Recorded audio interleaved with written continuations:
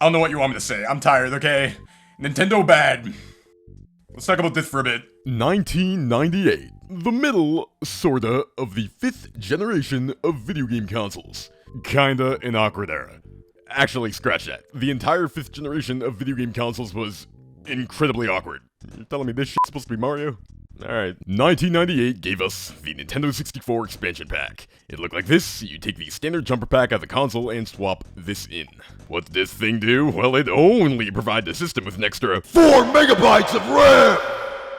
My god, we've come a long way since then. The expansion pack was required for the new Donkey Kong 64 game, so they bundled it in with that. It was also required for The Legend of Zelda Majora's Mask, as well as Perfect Dark. And while you could technically play a little bit of Perfect Dark with the jumper pack, don't. And that was it. All this did was allow 3 games that pushed the limits of the hardware to actually run properly. Okay, fine. It also allowed for enhanced versions of several other random games. And by random, I mean Jeremy McGrath's Supercross 2000 random. Usually just provide a resolution boost, but come on, if you're playing a Nintendo 64 game in a CRT, do you really give a shit about the resolution? In hindsight, with the existence of flashcards, I'm actually really grateful this thing exists so we can play all these cool ROM hacks on real hardware. But that's besides the point. I doubt Nintendo ever saw any of this stuff coming. Nor would they condone it. Let's be real here. The N64 was weak, games were becoming more complex, the expansion pack was merely a band-aid for developers needing that little extra boost. So, there you go. The Nintendo 64 Expansion Pak. The expansion pack is overpriced and doesn't offer much. Fine wine. 2006. The Wii. The point where Nintendo really started to acknowledge the fact that, yes, they had fans of their older games. People weren't only interested in the new things they were putting out. So Nintendo had the genius idea to resell their old games. Not only was this going to appease the fans of the older games, this was a great opportunity for them to make some money as well. I heard Nintendo likes that stuff. A lot. No, I could be wrong. The Virtual Console. This was a system they had going for them where they just resold emulated versions of their older games. You know, to run on the Wii, of course. Some releases were a bit pricey considering what they were, but many people were fine with this. It was alright. Buy a game from the shop, you now own that version of the game. Besides some games having really darkened colors for some reason, the emulation was pretty solid for the most part. Mario 64, on the other hand, looked pretty disgusting, but oh, don't you worry, we'll get into that again later. Virtual Console. Fun. Awesome. Cool. Never really saw a lot of people complain about this. It worked and it was good enough. You buy a game and you keep it.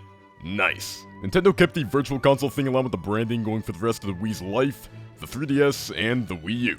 And then in 2017, they dropped the Switch and decided to pretend the Virtual Console never existed. Charging for online multiplayer. Unless you run Sony, Nintendo, or Microsoft, I think we can all agree that the concept of charging for online multiplayer is stupid. No way around it. People should only be having to pay for their internet bill, and that should be it. But oh no, corporations love money, so of course they'll charge for it. Simply because they can. Of course people want to play online, so they'll buy a membership regardless. Unfortunately, from a business standpoint, it makes a lot of sense. Think about it, if they don't charge for online, what will they get? Respect points? Well, GTA San Andreas is actually surprisingly on Switch now, so Nintendo might actually care a little bit about respect points. But I still think Nintendo would rather take the money. So, Nintendo's online service always used to be free.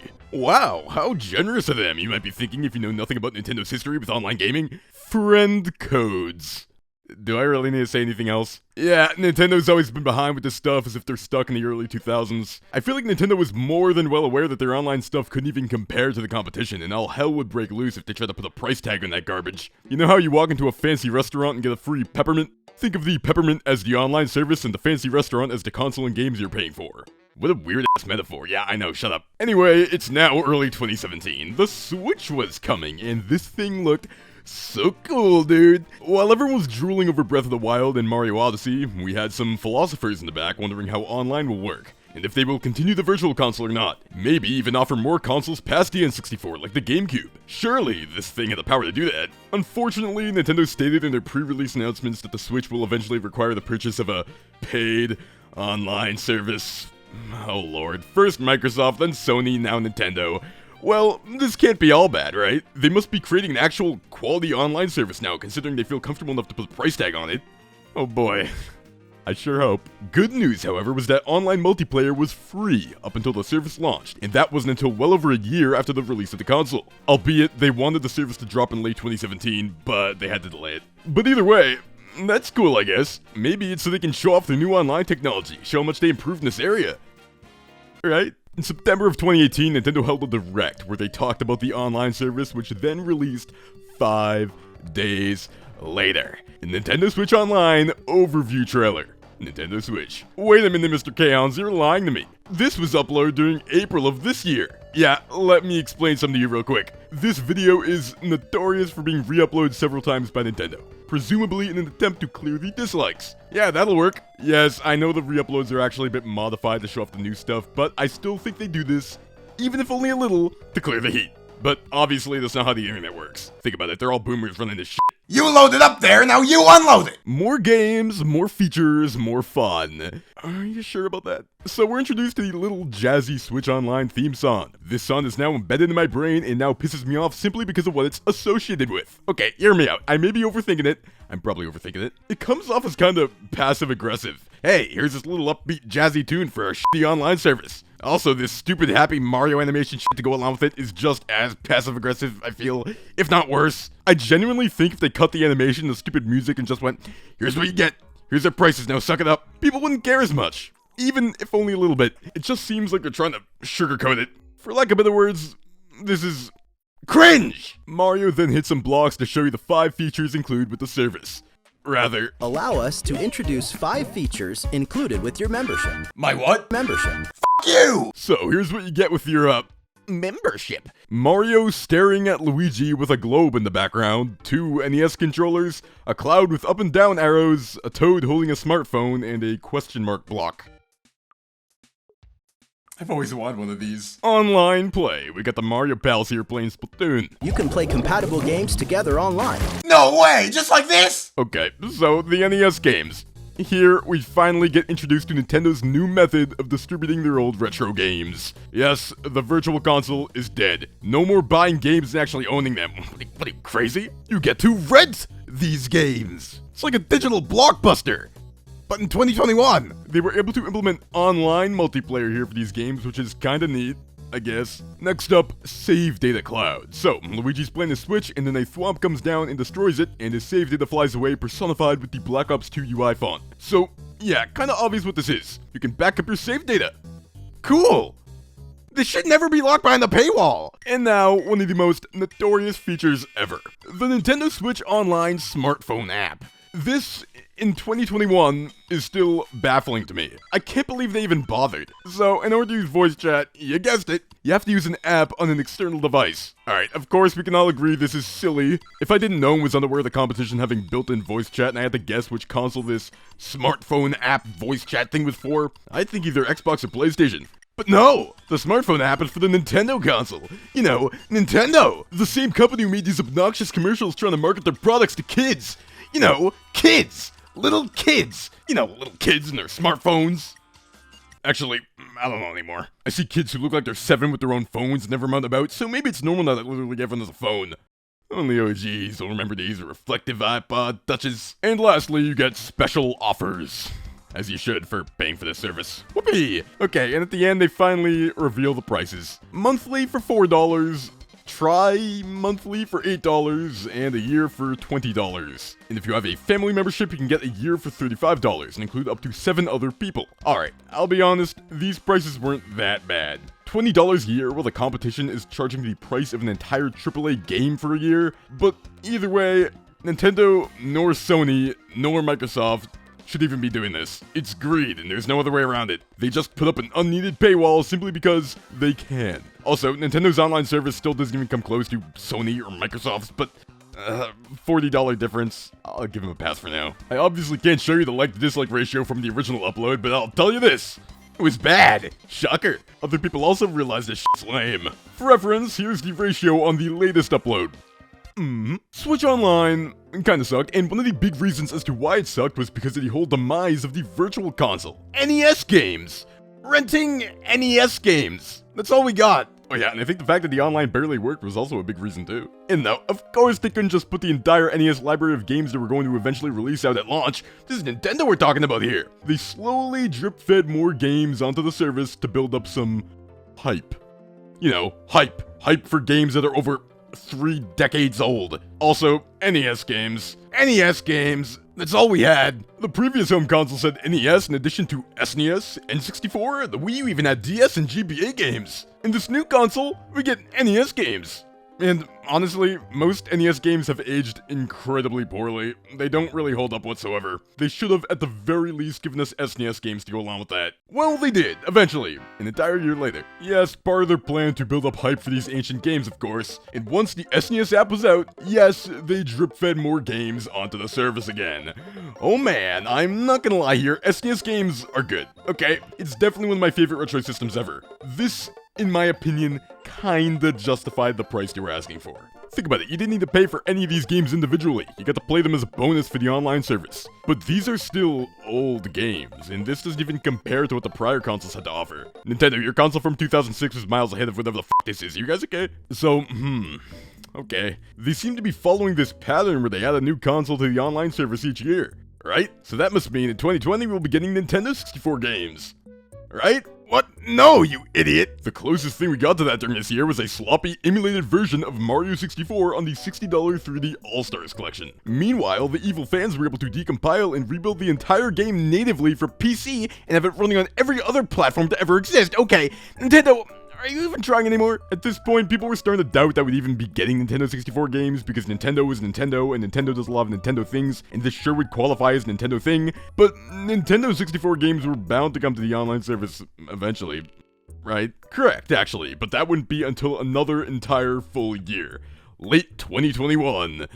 I'm tired. The September 23rd Nintendo Direct. Because I was off social media a lot during this month, I was completely unaware this Direct was even happening until I saw it on my YouTube homepage. Luckily, it was still going on. I think I jumped in at around the 10-minute mark, and holy shit! 3D Kirby! What the f***?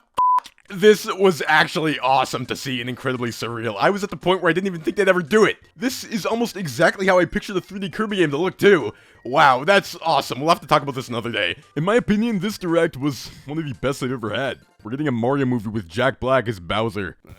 Honestly, if I'm being real here, I'm a bit concerned about the Mario movie. Of course, they couldn't cast actual voice actors. Instead, we need random big names like Chris Pratt. He's so cool. I have a bad feeling it'll end up being some Moji movie type shit where the Mario pals spend 5 minutes dancing to relatable millennial pop music, and then in the end, they learn about the greatest power-up of all, friendship. I want to apologize. Before that glorious Mario movie announcement, however, Nintendo Switch Online plus new content. New content with a new membership plan. Okay, whatever. Let's see what we're gonna get with this new membership plan. Here we go. Yeah, Nintendo 64 games. It's about time. You can play online too, just like before, which is nice. Ooh, okay, we're getting Genesis games too. Cool, cool. Pretty unexpected. So yeah, for both consoles, they're gonna continue drip-feeding games, which is incredibly lame. Nintendo Switch Online plus Expansion Pak. I should have been part of the normal membership, but whatever. Awesome. Neat. It will launch in late October. Cool. We're also getting new N64 and Genesis controllers to go along with these new emulators. The retail price for each is $50, by the way. $50 for re-releases of 2 of the worst official controllers ever made. Whatever. This new membership plan, what'll it be? An extra $5? $10? Well, they didn't show the pricing in that Direct, and we had to wait until October, which wasn't a good sign. Later in October, there was an Animal Crossing Direct, where they revealed that you can get the new DLC through a Nintendo Switch Online plus Expansion Pak membership. But you can also just purchase the DLC on its own for $25, and if you do that, you get to keep it. Yes, if you get the DLC through the online Expansion Pak, you're essentially renting it. How the fuck do you rent Animal Crossing DLC? What happens if your membership expires? Well, from what I've read, you'll keep whatever items you've already bought, but if the membership expired, you won't be able to buy additional items that are part of the DLC, and you won't be able to do all the other DLC stuff. So no, Tom Nook isn't gonna break into your crib and repossess your shit. By the way, I've never played these games before, but I bought New Horizons a couple weeks ago, and I'm really enjoying it. It's very chill, I like it a lot.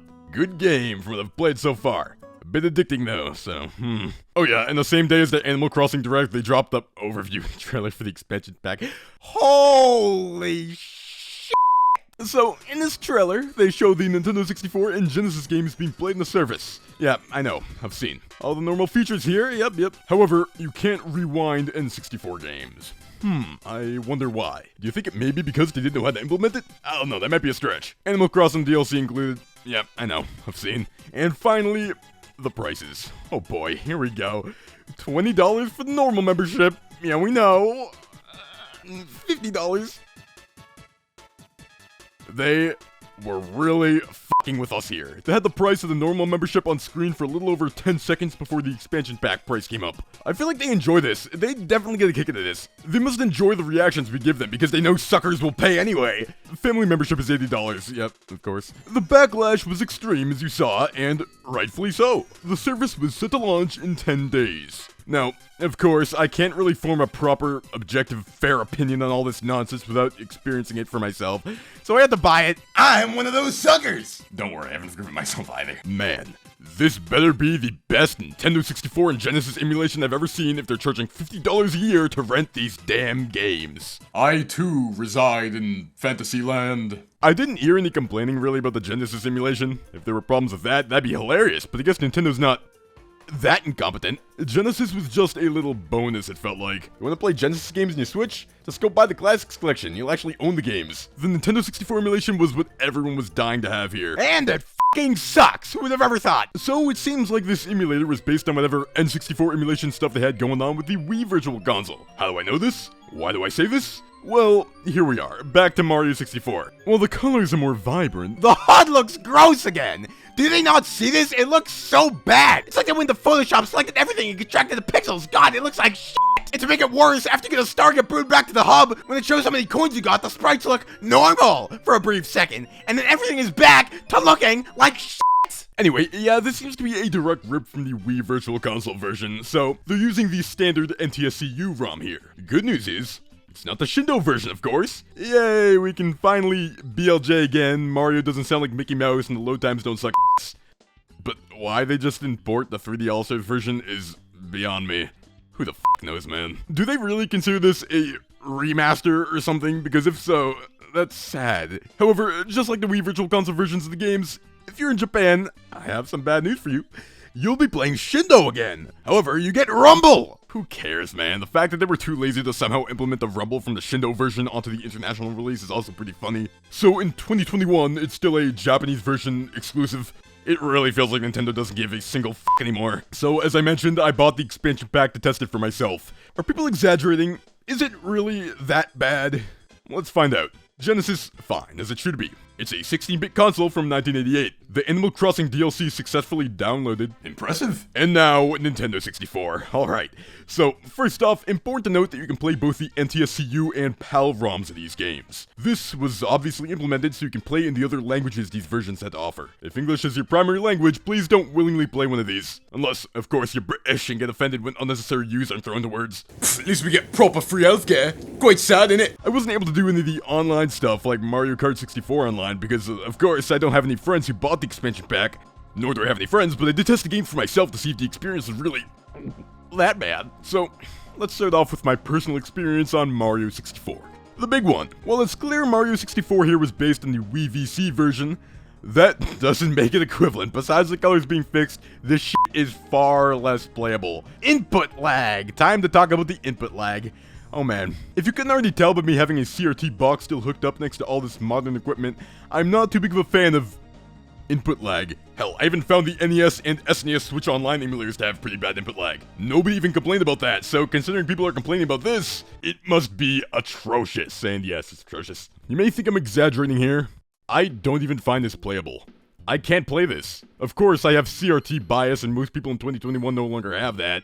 But this is awful. And before you say, oh, how come you didn't complain about the input lag on 3D All-Stars? Well, the expansion pack input lag is somehow worse. I can't believe I'm saying this. +1 for 3D All-Stars. So the input lag varies on a game-by-game basis. From my experience, Ocarina of Time and Mario 64 feel the worst. No question. Check this clip out of the Diddy Kong Racing guy testing the lag on Ocarina of Time.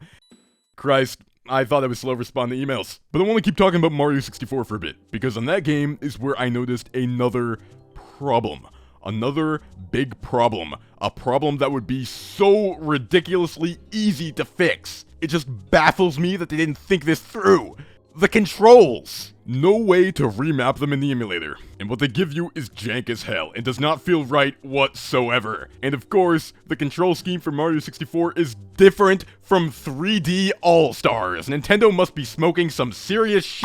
How do you even explain the thought process behind a decision like this? ZR? Map that to crouch? Nah, how about we make ZR affect the camera? Of course, Mario 64 isn't the only game with a shitty control scheme. I tried playing Win Back in an attempt to win back my sanity. There's a button map to move the camera in one direction. Also, in Win Back, you can't save unless you use these suspend points, which is so... I know I use this word a lot, but how else do you even say it? Jank! This is because there's no support for the controller pack. This also means no ghost data in Mario Kart 64.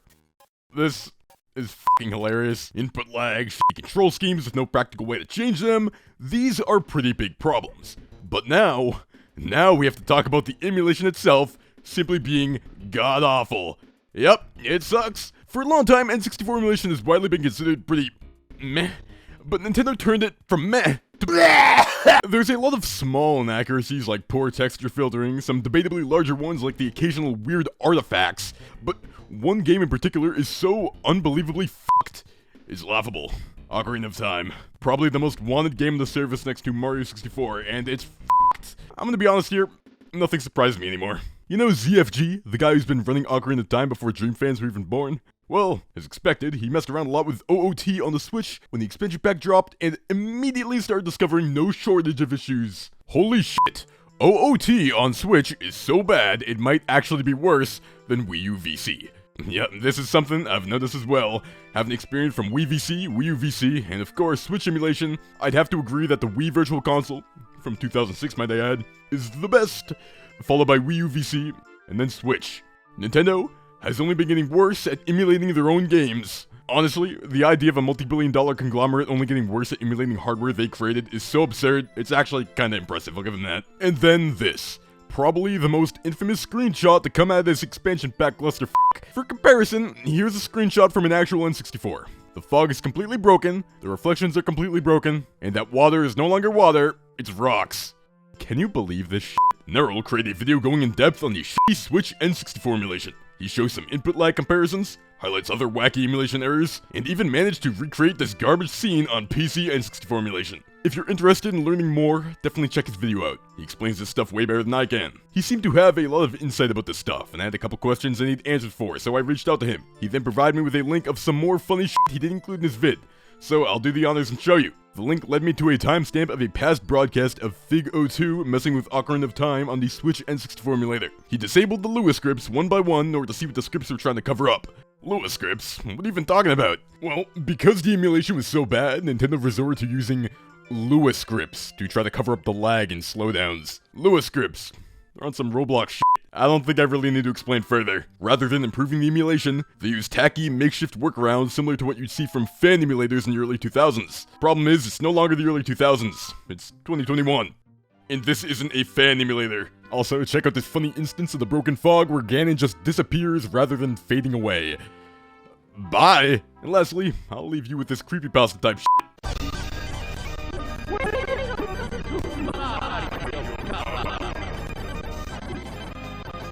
Brilliant. You know what this expansion pack shit all reminds me of? Krabby Land! Alright, here we go. I give you the Expansion Pack!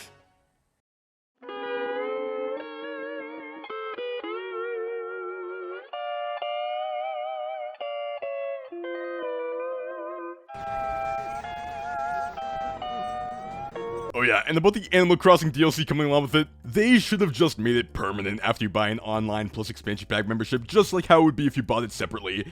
And no, don't tell me you can cheese the system by just buying a month and then canceling it, because you can't do that. You have to pay yearly. So you're already paying $50, come on, just give me the damn DLC. I don't want to have to rent it, dude. It's honestly so f***ing comical how cheap Nintendo can be. But either way, I'm so proud of all you. So you might be wondering, did Nintendo get the hint? Did Nintendo get the hint? Potentially. Nintendo to continue to improving Switch Online following backlash. That don't sound right. Nintendo doubled down its commitment to its paid Switch Online subscription service in its latest corporate strategy briefing with investors. Despite complaints over the quality and price of its newly added expansion pack tier, the company said it will continue striving to provide services that satisfy consumers. Last month, we released Nintendo Switch Online Plus Expansion Pack, a new membership plan that adds content to the existing service.